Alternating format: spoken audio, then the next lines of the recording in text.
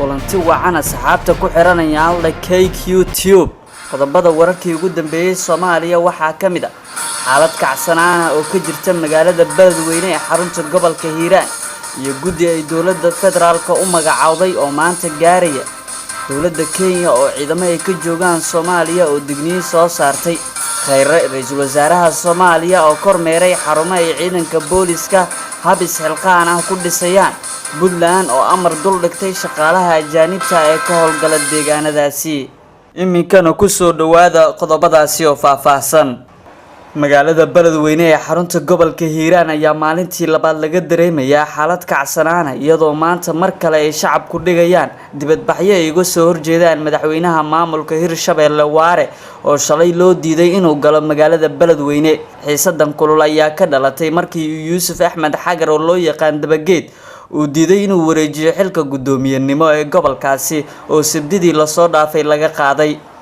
diidmada banaynta xilka uu hayay Dabageed ayaa keentay khilaaf xoogan oo soo kala dhexgala isaga iyo madaxda maamulka Hirshabelle waxaana saddexdii maalmood ee ugu dambeysay banaanka magaalada Beledweyne ku dagaalamayay maleeshiya daacad u ah Yuusuf Dabageed iyo maamulka Hirshabelle oo qaab xoog ah doonaya inay magaalada kaga saaraan Yuusuf Axmed Xagar Dabageed oo warbaahinta la hadlay ayaa sheegay inuusan marnaba banayn doonin xafiiskiisa dawladda federaalka Soomaaliya oo arintan soo faragelisay ayaa guddi xaldoon ah u magacaawday xiisadaasi waxaana la filayaa in goor dambe oo maanta ay gaaraan magaalada Beledweyne si ay isugu soo dhaweeyaan haddii ay suuro gasho dhinacyada is haya dawladda Kenya ayaa dhanka kale walaac xoogan ka muujisay cudurka Ebola oo ka dilaacay wadanka ay dariska yihiin ee Uganda madaxa caafimaadka ee ka howlgala deegaanada xadka labada dal Joshua ninka lagu magacaabo ayaa jariirada Daily Nation u sheegay in dad ka badan 300 ay baaritaan mariyeen kuwaasi oo ka soo talaabay xuduudda wuxuu sheegay inay baarayaan dhammaan dadka ka soo safraya wadamada Uganda, Rwanda, Burundi, Jamhuuriyadda Dimuqraadiga ee Congo iyo Koonfurta Suudaan dawladaha Uganda iyo Kenya ayaa waxaa Soomaaliya ka jooga ciidamo fara badan oo ku howlgala magaca nabad ilaalinta ee AMISOM ra'iisul wasaaraha Soomaaliya Xasan Cali Khayre ayaa kormeer ku tagay xarunta laanta ilaalinta canshuuraha xarunta hoggaanka ciidanka daraawiishta booliska iyo taalada dhagaxtuur oo uu dib u dhis ballaaran ka socdo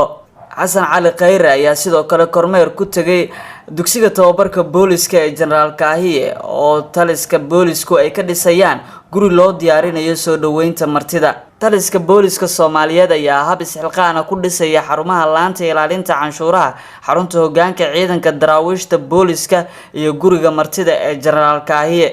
iyadoo taliska asluubtuna uu gacanta ku hayo dhismaha taalada dhagaxtuur oo gabagaba maraysa ra'iisul wasaaraha ayaa ku booriyay taliska booliska iyo asluubta dib u dhiska dalka iyo gudashada waajibaadka ka saaran ka shaqeynta sugidda amniga dalka iyo dadka dhinaca kale dawlad goboleedka Puntland ayaa waqti kooban u qabtay inay isku diiwaan geliyaan shaqaalaha ajaanibta ee ku sugan deegaanada maamulkaasi si loo hubiyo tiradooda saxda ah wasiirka wasaaradda shaqada iyo shaqaalaha Puntland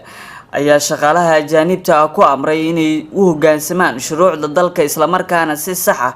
ay isku diiwaan geliyaan waxa uu intaasi ku daray wasiirka in shaqaalaha ajaanibta laga doonayo inay soo diiwaan geliyaan inta ka horeysa 30 bisha June ee sanadkan 2019 cidii is diiwaan gelin weysana ay tallaabo ka qaadi doonaan arrintan ayaa ku soo aadaysa xilli wasaaradda shaqada iyo shaqaalaha Puntland ay dhawaan deegaanada maamulkaasi ka ceerisay shaqaalaha ajaanib ah oo eedeyn kala duwan loo jeediyay halka kuwa kalena loo diray warqado ay ku qoran tahay inay keenaan ruqsadda shaqaalanimo inkastoo aysan fulin awaamiirtaasi